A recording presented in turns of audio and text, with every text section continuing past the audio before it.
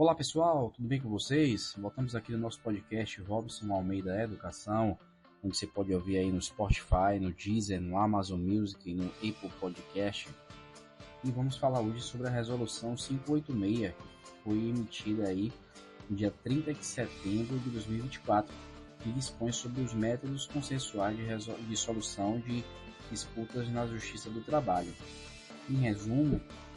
a resolução,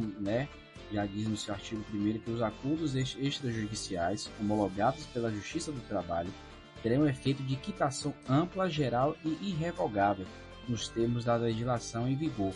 e observadas as seguintes condições: previsão expressa de efeito de quitação ampla, geral e irrevogável no acordo homologado,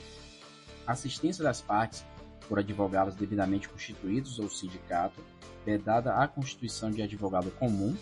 assistência pelos pais, curadores ou tutores legais em se tratando de trabalhador menor de 16 anos ou incapaz, e a inocorrência de quaisquer dos vícios de vontade ou defeitos dos negócios jurídicos em que cuidam os artigos 138 a 184 do Código Civil, que não poderão ser presumidos até a mera hipossuficiência do trabalhador. Já no parágrafo único fala: a quitação prevista no caput não abrange pretensões relacionadas às sequelas acidentárias ou doenças ocupacionais que sejam ignoradas ou que não estejam referidas especificamente no ajuste entre as partes ao tempo de celebração do negócio jurídico, pretensões relacionadas a fatos ou direitos em relação aos quais os titulares não tinham condições de conhecimento a tempo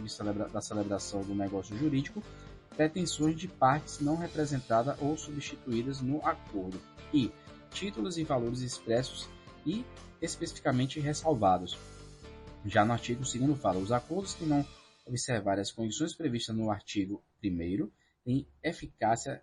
liberatória restrita aos títulos e valores expressamente consignados no respectivo instrumento, ressalvados os casos de nulidade. Já no artigo 3º fala que a homologação de acordos celebrados em âmbito extraprocessual depende da aprovação espontânea dos interessados ou seus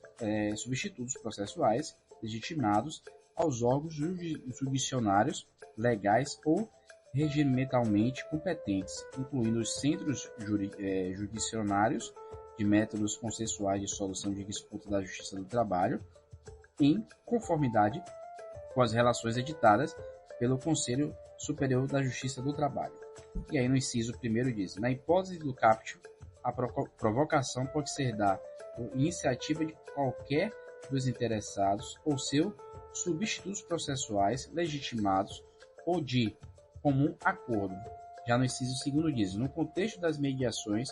pré-processuais trabalhistas envolvendo os interesses individuais homogêneos, coletivos ou difusos, faculta-se ao Conselho, SEJUSE, aos demais órgãos judiciários, legal ou regimentalmente competentes, chamar a mediação o Ministério Público do Trabalho e as entidades sindicais representativas que estiverem ausentes. É vedada a homologação apenas parcial de acordos celebrados. Já no artigo 4 fala: de maneira a aferir o impacto sobre o volume de trabalho dos órgãos competentes,